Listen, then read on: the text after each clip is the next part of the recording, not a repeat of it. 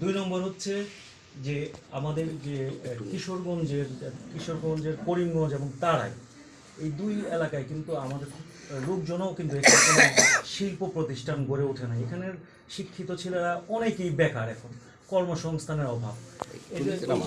এই বিষয়গুলো নিয়ে আপনি নির্বাচিত হলে কি করবেন? আর দুই নম্বর প্রশ্নটা করে ফেলি যে এই নির্বাচন নিয়ে করিমগঞ্জ কিন্তু একটা দলের মধ্যে একটা বিভক্তি তৈরি হয়েছে, এই বিষয়টা সবাইকে নিয়ে কিভাবে নির্বাচনটা করবেন এটা একটু বললেন। জি স্যার, আগে পৌরসভা দিয়ে শুরু করে। আমি পৌরসভা সম্বন্ধে আপনি যা বললেন আর কি কিছু কিছু আমি জানি, কিন্তু আমি সবসময় আগে মন্ত্রী ছিলাম, এলাকার উন্নয়নের দিকে বিশেষ নজর দিয়েছি, সারা দেশে দিয়েছি, কিন্তু এলাকায় যে আপনি যে সমস্যাগুলো বললেন এই সমস্যাগুলোর সমাধান করা প্রয়োজন, কিন্তু এই মুহূর্তে বলা যায় না, কারণ আমার জিনিসটা স্টাডি করতে হবে, দেখতে হবে কী কী ঘাটতি হচ্ছে, কী করা যায় সেটা।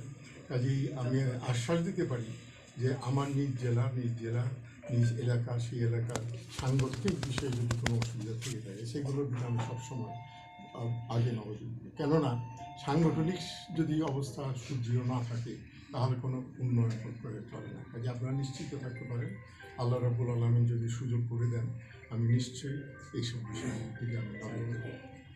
বেকারত্বের বিষয়টা এবারে আমাদের এখানে কোনো কিছু নাই, কর্মসংস্থানের কিছু নাই, শিল্প কারখানার বিষয়ে যদি একটা আপনার আশ্বাস দিতেন।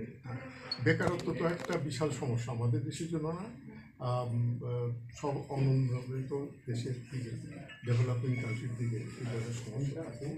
এবং আমার আগে যে সময় মন্ত্রী ছিলাম তখনও আমি সবসময় মনে করেছি যে বেকারত্ব নিরসন একটা ট্রেডমার্ক হওয়ার প্রয়োজন হচ্ছে। এই জন্যে যারা নাকি চাকরি পায় না, কাজ পায় না, তাদের ট্রেনিং দেওয়া, টেকনোলজি বিষয়ে নানান বিষয়ে ট্রেনিং দেওয়া, এবং ব্যবসার যদি নতুন ব্যবসায়ী এখানে আসার জন্য যদি কোনো অনুকূল অবস্থা থাকে, কোনো প্রতিকূল অবস্থা থাকে, তাহলে সেটা একটা অনুকূল অবস্থা দরকার পড়ে।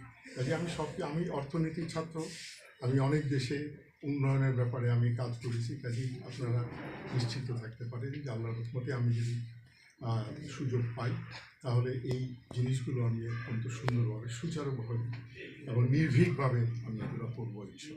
করিমগঞ্জে নির্বাচন শুরু হয়েছে, হ্যাঁ, কিন্তু আপনাদের দলের মধ্যে একটা বিভক্তি আমরা দেখতে পাচ্ছি সাংবাদিক হিসাবে। তো এই বিষয়টা যদি সবাই নিয়ে আপনি কিভাবে নির্বাচনটা করবেন? এইটা আপনার একটা পরিবারের মধ্যেও দ্বিধাবিভক্তি হতে পারে। কাজে যারা দ্বিধাবিভক্তি করেছে, যারা আমাদের সাথে একমত হচ্ছে না, আমি তাদেরকে এর মাধ্যমে অনুরোধ করব যে বেগম জিয়ার স্বার্থে, জাতির স্বার্থে, তারেক জিয়ার স্বার্থে, বিএনপির স্বার্থে যারা বিশ্বাস করি তারা সব এগুলো